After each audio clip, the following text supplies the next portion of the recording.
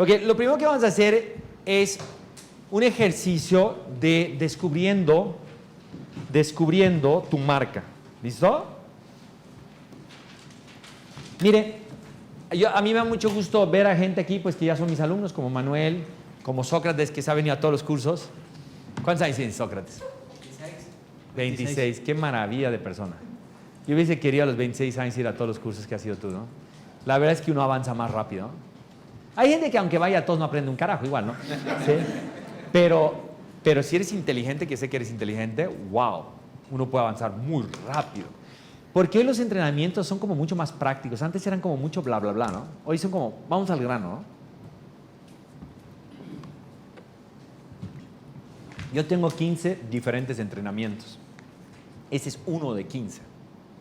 Y he dado marca personal 2 veces en mi vida. Una vez, no, las 2 pagas. Hoy tengo uno gratis también que lo pueden ver, que seguramente este tiene otro nivel de calidad. Pero lo he dado muy poco. Lo he dado muy poco porque a pesar que ahora que me he vuelto una marca bien sólida y bien fuerte, pues miren cómo se llenan los salones, ¿sí? Pero normalmente era un producto no tan fácil de vender. Hay gente que vende cómo hacer marca personal y me da risa porque no es marca. Nunca se les ocurra vender cómo volverte una marca personal si tú no eres una marca contundente. Hoy se llena y cobro lo que yo quiero porque la marca es real, es congruente y les gusta la marca. Le dice, a mí me gusta el trabajo de marca personal que le he hecho. Entonces, por eso vienes. Pero yo sé porque muchos vienen acá porque quieren agarrar información para enseñar esto, ¿no? Pero yo te recomiendo que antes de enseñarlo, primero te vuelvas congruente y te vuelvas una marca personal. ¿Ok? Listo, saquen una... Ah, no, ustedes tienen unos posits, ¿no? ¿No?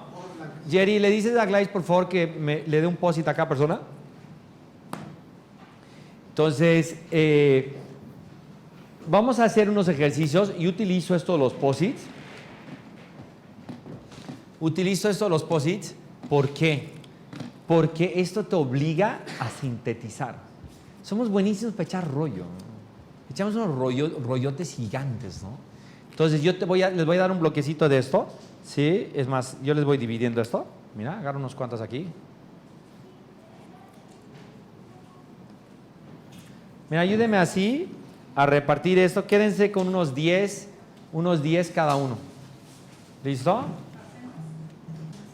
La historia o las historias, el cerebro ama las historias. ¿Por qué amamos tanto las historias? Amamos las historias porque ellas nos entusiasman, nos motivan, nos enseñan, nos hacen entender quiénes somos.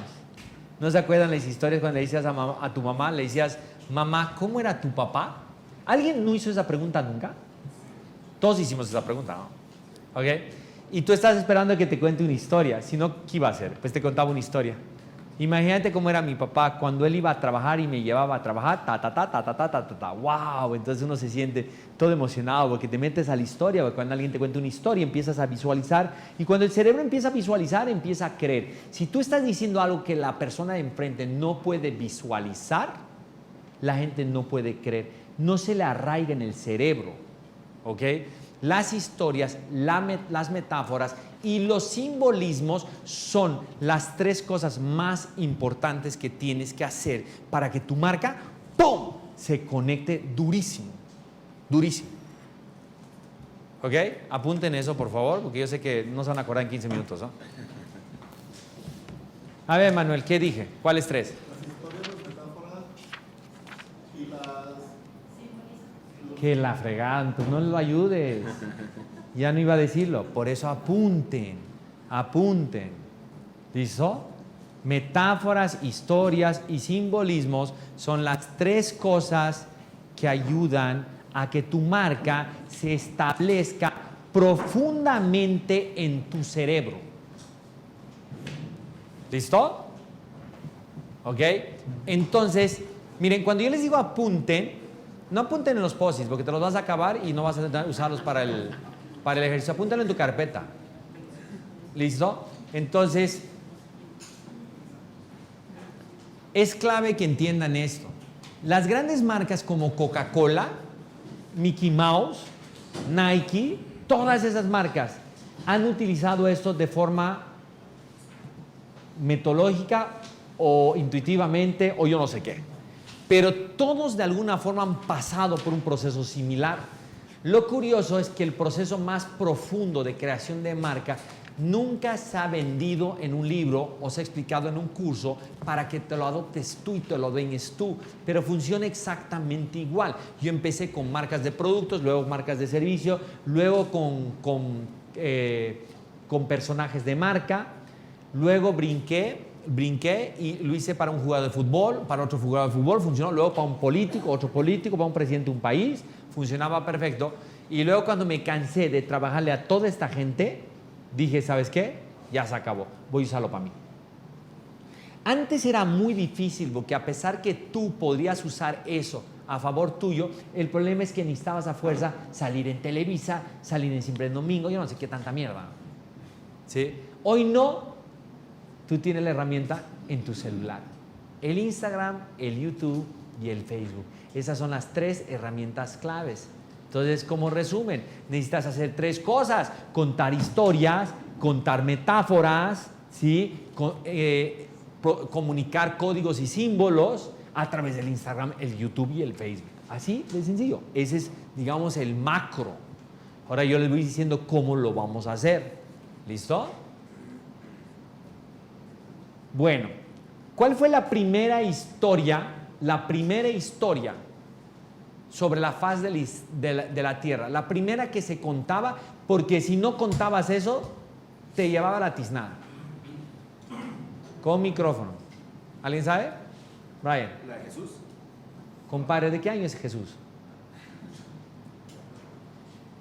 Hace 2018 años. ¿El mundo existe 2000 años? No. Entonces. Estoy hablando de billones de años. Dime. Pueden ser 2, o el Big Bang o El Adán Big y Bang. Eva. Digo, Esa no es una historia. no es historia. No es una historia. Adán y Eva. ¿Cómo? Adán y Eva. ¿De cuándo data Adán y Eva? Oye, ¿cómo nos ha maleducado la iglesia, no? A ver, dime. Yo creo que la creación del mundo, de acuerdo a cada una de las culturas, ¿no? ¿Cómo? ¿Eso data de cuántos años? Desde siempre. ¿8,000 años? No. La creación ¿Tú crees que los cavernícolas hablaban de la creación del mundo? ¿De dónde? No, bueno, ¿de dónde venimos? ¿Quiénes fueron? ¿Tú crees nuestros que un padres? cavernícola hablaba con el otro? Tú y yo venimos de tal lugar. Eso estoy hablando que eso es Sócrates, eso es Aristóteles, eso es Grecia. Eso estamos hablando que eso data entre 3,000 a 7,000 años. Dime. La primera historia puede ser entre cavernícolas sobre cacería. Eso, exacto. Pues esa data de billones de años. ¿Qué contaban? ¿Qué pintaban en las paredes? ¿Cómo contaban la historia? Pues pintaban algo en la pared. ¿Cuál era la historia? ¿Cómo cacé el gran mamut? Esa es la primera historia, digamos, oficial, formal, que enseña un ser humano a otro ser humano. ¿Por qué era tan importante contar cómo yo había cazado el gran mamut? Porque si no te llevaba la chingada. No sabías, salías a cazar el gran mamut y el mamut te cazaba a ti. Y eso es lo que pasó durante tantos miles de años, donde las fieras y los grandes animales se estaban comiéndose a los seres humanos, y hay una explicación antropológica o una prueba antropológica que una vez quedaban solamente 1,400 seres humanos sobre la faz de la Tierra. Estuvimos a punto de extinguirnos. ¿Por qué? Por pendejos. Ya. Así de sencillo. Entonces dijimos, ¿sabes qué? Nos lleva a la chingada, empecemos a contar historias, empecemos a capacitar a la gente, empecemos a hacer armas más grandes, porque la verdad es que ya quedamos 1,400. La estábamos perdiendo toda. Desde entonces hasta el día de hoy, las historias son amadas por el ser humano. ¿Cuál es la historia más vendida en el mundo? Más publicada, más reproducida en el mundo. Jesús. La Biblia. ¿Ok?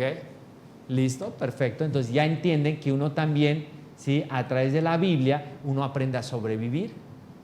¿Por qué el cerebro ama las historias? Porque las historias son para sobrevivir. Las mujeres dicen, es que somos muy chismosas. Yo no creo que ese es el término correcto. El término antropológico es que les importa demasiado sobrevivir. Por eso chismean tanto. Por ejemplo, típico chisme, típica historia. Comadre, ¿cómo fue que Roberto te metió cuernos? Cuéntame, ¿dónde fue? ¿A qué hora fue? ¿Con quién fue? ¿Cuántos años tenía? ¿Cómo se llamaba el motel? ¿Para qué mierdas tanto dato tan preciso? ¿Por qué creen que cuando le meten cuernos a tu mejor amiga tú estás preocupada hasta del más mínimo dato posible de la historia? ¿Por chismosa? No. Exacto, porque no quieres que te vaya a pasar lo mismo.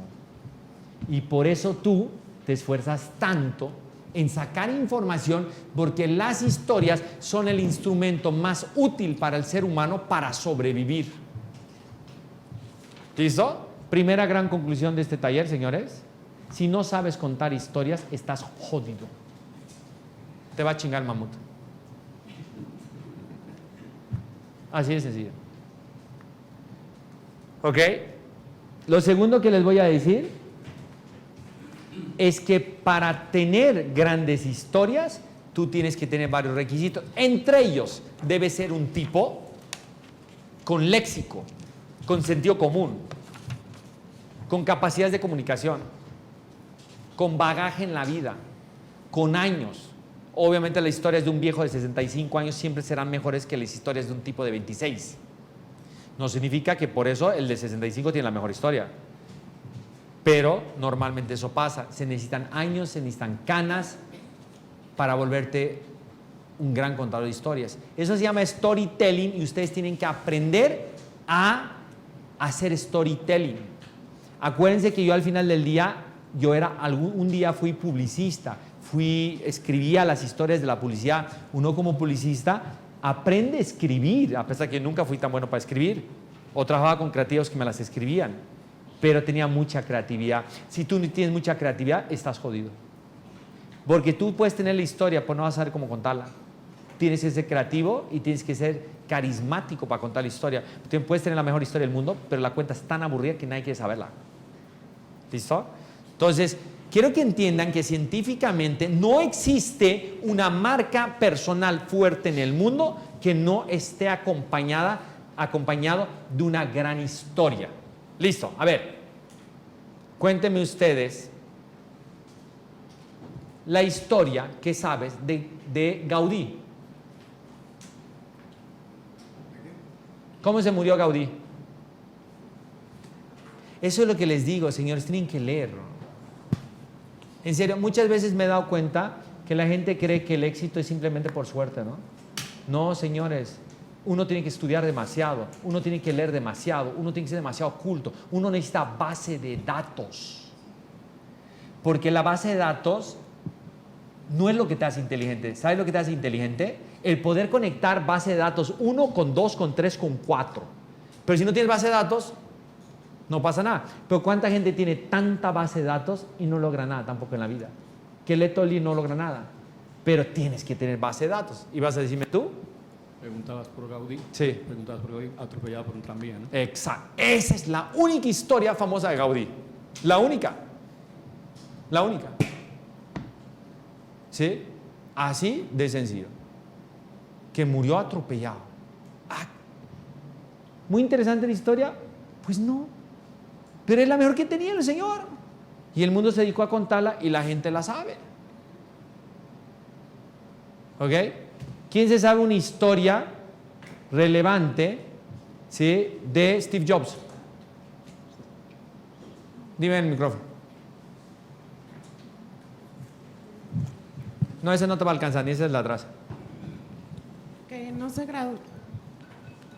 No prendan, los micrófonos están todos prendidos, ¿no? Si los tocan, los van a apagar. Que no se graduó. ¿Perdón? Que él no se graduó. Que él no se graduó. Steve Jobs. ¿Por qué no se graduó? Porque no le estudió para hacer ay,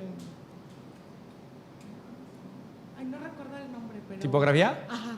Y con Ya. eso él Y después cuando decidió no ir a la universidad, ¿qué hizo? se puso a crear lo de No es la historia completa, pero ahí vas. Dime. Ahí está el micrófono, que te pase el micrófono.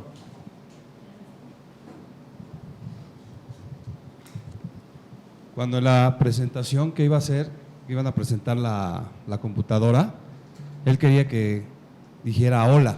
la computadora. Pero no minutos antes, horas antes, pues era imposible, le estaban diciendo que era imposible, que no iban a decir la computadora hola. Ok. Hay muchas historias, pero regularmente la historia más imponente es que lo corrieron de su empresa, ¿sí? Que nunca reconoció a su hija. O sea, si sabe la historia de Steve Jobs, esas son las historias que se mantienen en un inconsciente colectivo gigante en el mundo. ¿Ok? Esas historias te hacen más querido o más odiado.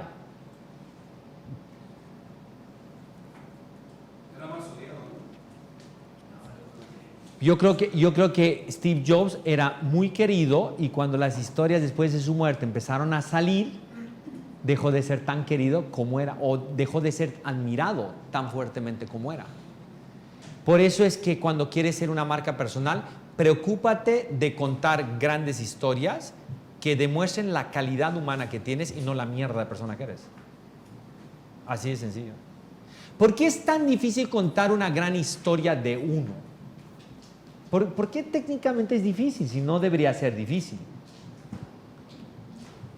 Porque no te admiras lo suficiente. Porque tú eres la única persona que sabes la mierda que eres. Es la verdad. Jürgen es el único que sabe la mierda que es Jürgen. ¿O dónde es una mierda Jürgen? Tan sencillo como eso. La única persona que conoce perfectamente a Jürgen soy yo. Entonces, yo soy el único que sabe qué tan real es Jürgen. Entonces, si tú no tienes una autoestima elevada, si no tienes un ego positivo, porque un ego positivo es más importante en muchas ocasiones que autoestima elevada. No tiene nada que ver ego positivo a autoestima elevada. Pueden ver videos míos al respecto en las redes. No voy a poder alcanzar a explicar todos los temas. Bueno, les voy a dar el ejemplo más típico, ¿sí? Si tú estás poniéndote bien panzón y tú tienes mucha autoestima, ¿vas al gimnasio o no vas al gimnasio? No, ¿para qué? Yo soy feliz conmigo, con esa panzota, ¿no? Eso se llama autoestima elevada, ¿listo? Si tú tienes autoestima elevada, pero tienes ego positivo, te ves en el espejo y dices, oye, Yuri, no puedes tener esa panzota. ¿Sabes qué, compadre? Aunque no te guste el gimnasio, vas. Eso es ego positivo, porque me quiero ver bien. La autoestima te para muchas veces de muchas situaciones. Entonces no tiene nada que ver autoestima con ego positivo. Nunca egocéntrico. Pero les voy a decir una cosa. Nunca he conocido una marca en esta era, ¿sí?, pública de mis épocas, que no tenga ego positivo y autoestima. Nunca. Esa es la verdad. Ahora, les voy a decir honestamente, por ejemplo, vamos a ponerle que pues se acaba de suicidar Avicii, el DJ, ¿no? Pues una marcotota, ¿no? Una marcotota. Señores, no tiene nada que ver una marca de DJ con una marca personal. Es algo bien diferente. Él era un DJ famoso. A mí díganme ustedes, ¿quién sabe una historia de Avicii? Pero eso te enteraste cuando se murió. Claro. Pero es que en medio de su vida nunca lo hubo. Entonces, yo les quiero decir, él puede ser una marca de la música electrónica, pero bajo mi forma de ver las marcas personales, él no tiene marca personal. Esa es la verdad. Puede tener mucha fama, puede ser una marca de la industria, pero no es una marca personal, porque para mí una marca personal es trascendente en todos los aspectos, Por eso para mí enseñar marca personal, sí, trae consigo una alta responsabilidad. Porque una marca personal, por ejemplo, debe ser una persona que claramente no solamente trabaja para él, sino para otros que no conocen. Ese es como yo veo la marca. Yo les dije al principio, yo les voy a enseñar cómo yo hice mi marca personal. Y tengo pruebas que funcionó. Entonces, ¿las recetas existen? Sí existen. ¿Que le funciona a todo el mundo? No le funciona a todo el mundo. Pero que existen, existen. Por eso puedes hacer una torta de chocolate metiendo al internet y sabe rica. No la mejor, pero sabe rica. ¿Listo? Entonces, quiero que entiendan que el principio de todo el juego de una marca personal es descubrir tus propias historias y contarlas o que alguien te las cuente. Es igual de válido que las cuentes tú a que las cuente un tercero. Igual de válido.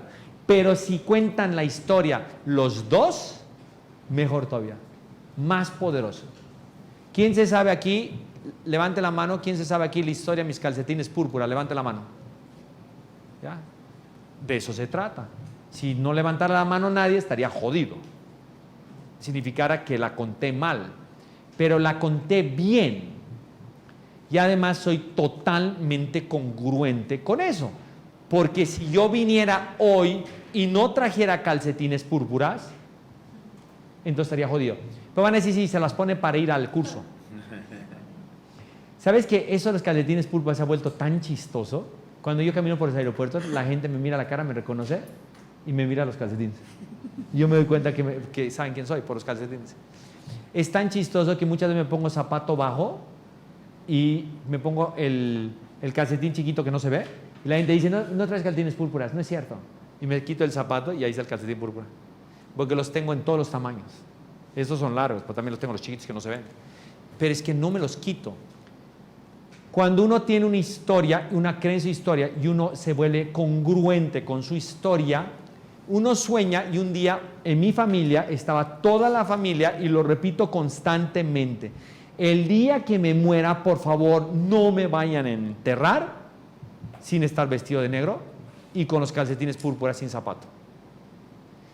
¿Cuál es el título que yo quisiera que se publicara en los periódicos, aunque nunca vaya a pasar? Pero yo quisiera, lo que tengo derecho a querer lo que me da la gana, se murió el hombre de los calcetines púrpura. Y ustedes van a decir, oye, se murió el calcetín de los calcetines, el señor ese de los calcetines púrpura. ¿Cómo se llama? No sé, pero el de los calcetines. Ay, sí, yo lo conozco. ¿Sí me entiendes? Entonces, aunque no te acuerdes el nombre, si tienes la historia y tienes la congruencia, la gente se acuerda de ti cuando te mueras.